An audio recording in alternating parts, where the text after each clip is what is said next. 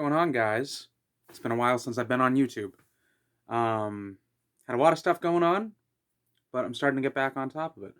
Uh, John and I recorded the 14th episode of WTFAWTA today, and it was a good one. It was Pearl Harbor Conspiracies because it is today the 78th year anniversary of the attacks on Pearl Harbor. Um, so that was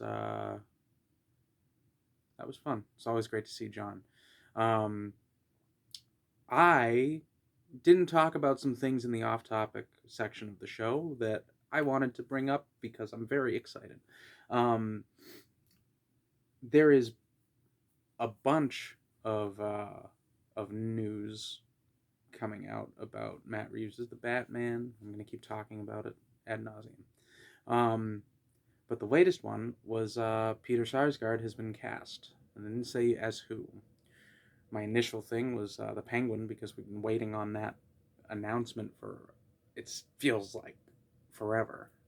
Um, but I didn't know what to think at first. As far as character, all I knew was that it's Peter Sarsgaard, and that dude's rock solid as an actor. He's so good. Um, so I didn't know what to think.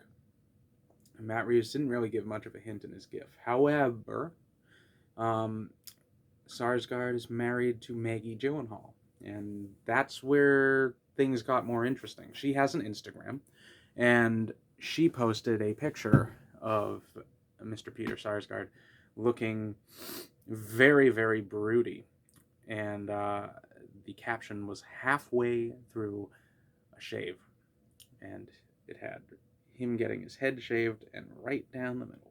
Man. And I had this thing when Matt Reeves posted for Batman Day way back when. Jeffrey Wright retweeted that, and the emoji that he used had a monocle. And it got me thinking back then. I was like, damn, like, is this Jeffrey Wright saying that he's the Penguin? Could it be? Which I would have been down for. Jeffrey Wright would be like he could bring like a totally different vibe to the Penguin than what we've ever seen before, and while still being true to him. You know what I mean? Like, it would have been, maybe a slightly more suave kind of Penguin, but I think that would have been inspired and definitely different and would have upped like the street cred of the Penguin, because the Penguin has a PR problem. He's such a great character. He's so interesting and cool and all of these things, but people don't see it. People don't feel it so much. It was the same reason, like, when they cast Jason Momoa as Aquaman, I went, oh, yes, of course, because you need somebody with that type of status amongst people to get them to take the character seriously initially. Comic book fans knew Aquaman's a badass. You read any of the comics and it's like, yeah, this dude's cool. So it made sense just in terms of like hooking a general audience. Hooking, get it? Fishing and the hooks and everything. It's Aquaman. But I kind of feel the same way about the Peter Sarsgaard thing, where I almost feel like maybe it's reading too much into it, the same way that the monocle thing was, but it's a little bit different. Like, Maggie Gyllenhaal has a history with the Two-Face character, on film. And it just feels like it went full circle, Maggie Gyllenhaal is dating Harvey Dent in The Dark Knight, and then she's married to Peter Sarsgaard, and it would make sense that he's Two-Face. It almost feels like it's supposed to happen. So I'm pretty sure they're going to say that Peter Sarsgaard is Two-Face. Whether I would have wanted to see him as Two-Face or the Penguin more, I might have wanted the Penguin. It's nothing against him, but I don't know. It's something about Harvey, like, I think of Harvey as being like of a particularly strong build and a very blocky head, and I think I would categorize Sarsgaard as kind of an average sized dude and more of an oval for a head. It's really down to like very nitpicky bits and bobs about how I feel about it. Does that make sense? Like I'm judging him on the criteria of what he looked like in the comic, you know. Um, that being said, Sarsgaard is such an amazing actor that whatever role they put him in, it's going to be very, very cool to see. Um,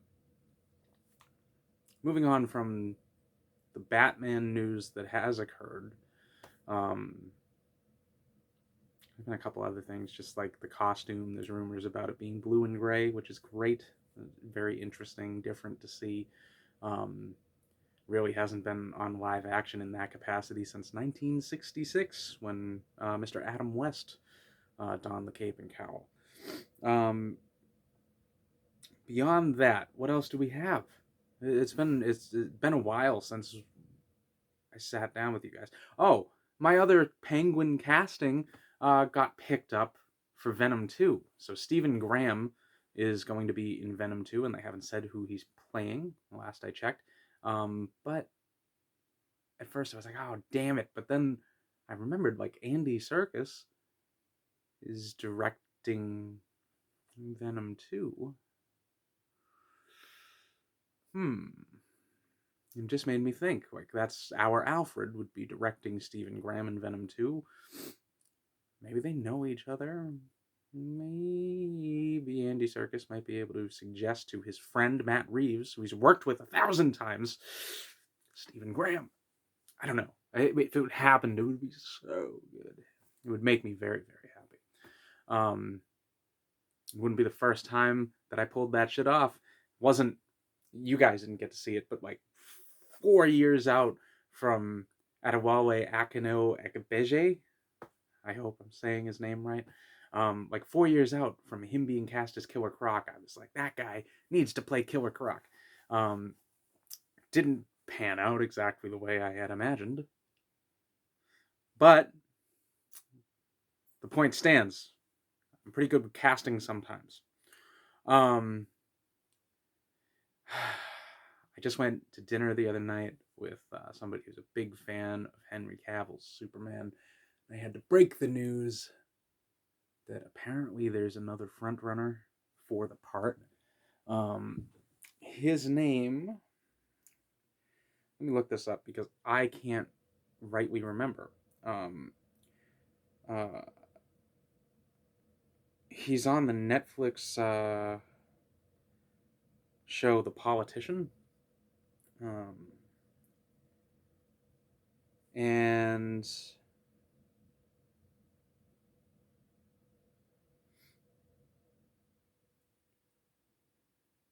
David Corenswet, which I've never seen him act. Um, does he look the part? Yeah, yeah, it's fine. He's 26. I feel like it's young. Um, but they're doing weird stuff over there as far as the DC movies because it's I don't have anything to lose, but it seems like they're just gonna kind of be like Batman and Superman are totally separate things from now on, which is I don't know. They those characters got hurt the most out of the DCEU. Wonder Woman, she's getting a new trailer tomorrow, which I'm very excited about seeing some of the first footage from Wonder Woman. Ugh. Wonder Woman 1984, and we should be getting some Birds of Prey stuff. I heard a rumor that in the latest bit of information and footage that they dropped down in Brazil, um, the Black Mask put on a mask. And I heard that it's pretty much a look straight out of the comics, which is gotta see it. Very excited. I'm pretty sure that just based on everything I've seen, I'm gonna go ahead and say that I believe that the rumor that the Black Mask might be gay is true. Um, and I think that it comes down to just some stylistic choices that they made with him, especially the latest poster. It almost looks like he's wearing some amount of makeup. Um, I'm not saying that straight men can't wear makeup. I'm just saying that it probably is something that you would accentuate if you were doing a certain type of like kind of a more over the top character, gay character in that way. It would be something that maybe you would do. I don't know. I have no idea. If that's the case, I don't see a reason why they can't do it. I will say that it almost falls into the same realm as when they did Buffalo Bill for The Silence of the Lambs. There were a lot of people who were very, very outraged because you have a group of people who is they're marginalized in society, and then they are used for a character in a movie, and the character that they're used for isn't really flattering. And the Black Mask is a sadist and a torturer and just an all around great guy. So I feel like the same kind of feeling would apply, where it's like we don't have a lot of representation, and then when you do choose to represent us, you put our stuff onto the traits of a bad bad person, Um, so I don't know how that will play, but it doesn't bother me, and I think anybody with half a brain should be able to recognize that like not all gay people are torturers and you know evil. So, but then again, we live in a very very strange world with a lot of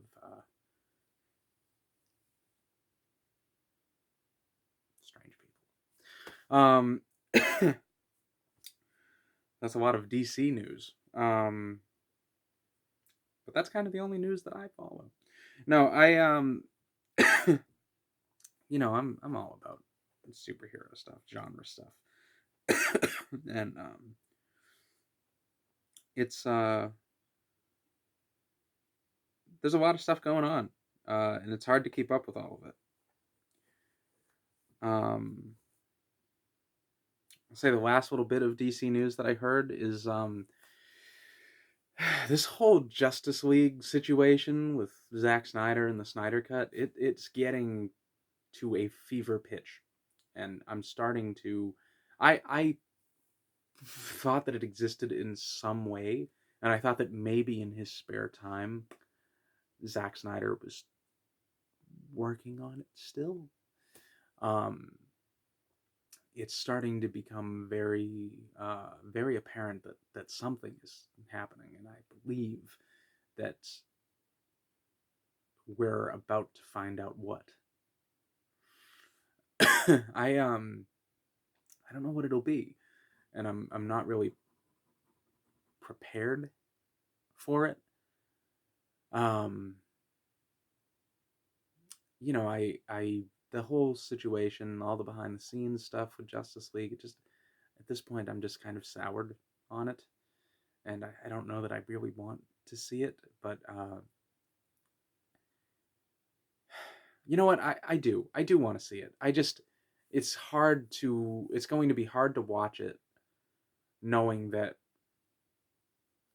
Zack Snyder, who by all accounts everybody that's worked with him, they say he's a very nice man, and just knowing the absolute torment and pressure that was created under, um, and then to have it taken away the way that it was and given to another director that completely ripped apart what you were doing, and just there's just a lot of baggage. I think it's going to be hard to enjoy because I'm going to be thinking about how devastating the build up to that movie being released was for that man.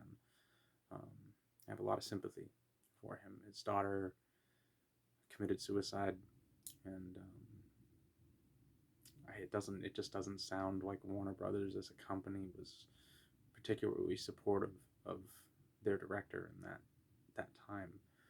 And it's separate from business, But I think that something like that, you don't go about it like it's business as usual.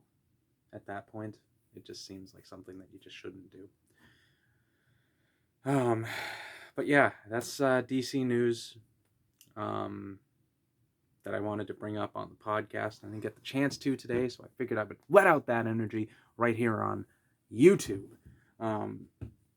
Small update, John and I are going to be bringing the podcast to YouTube. Yeah, we're going to be bringing the podcast to YouTube, and it's going to be a good time. We are doing Cats. It's my most anticipated movie of the year, Cats. I cannot wait. And it has a bunch of people, like, we're talking Taylor Swift, James Corden, and Idris Elba. A bunch of people that I am okay with watching in a movie, I suppose.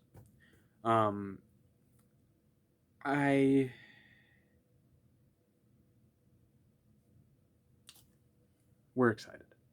It's going to be a great show, and we're bringing it to YouTube in a video format. I'm beyond thrilled about. I got new lighting equipment, which is, what all that is about, and all that is about. Yeah, new lighting equipment. Got a new phone with a better camera, which is gonna be, that's gonna help, and we're gonna have a ball with it. We're gonna have a ball with it, guys. It's gonna be great. A ball of yarn. Get it? Cause it's Cats.